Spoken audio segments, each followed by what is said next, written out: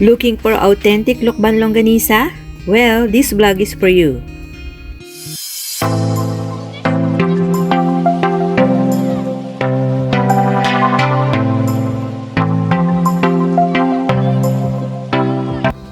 Hi guys! Andito tayo ngayon sa Lukban, Quezon at andito tayo ngayon sa Absedes Restaurant upang bumili ng Lukban longganisa na balitang-balita na hindi raw sumasabog pag niluluto at sobrang sarapan ng timpla. Bukod sa longganisa, meron din silang tinda na iba't ibang pampasalubong. Pagdating sa paggawa ng longganisa, sikat ang Absede dito sa Lukban, Quezon dahil sa timplada nila na napakasarap at hindi talaga siya sumasabog pag piniprito. Ang problema kasi sa ibang longganisa, sumasabog talaga siya pag piniprito. Kaya naman tinry namin na bumili dito para masubukan. Marami silang branch dito sa Lukban, Quezon at itong restaurant na pinuntahan namin ay isa lang sa tindahan nila.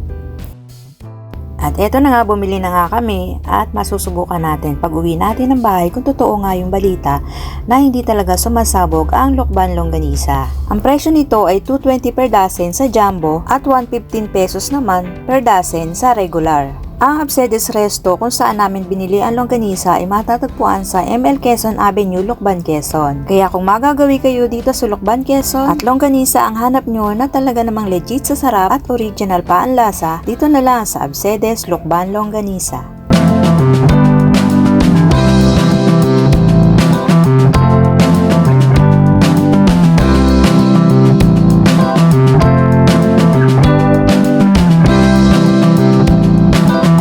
Guys, andito na kami sa bahay at tinry nga natin iprito yung sample na Lukban longganisa.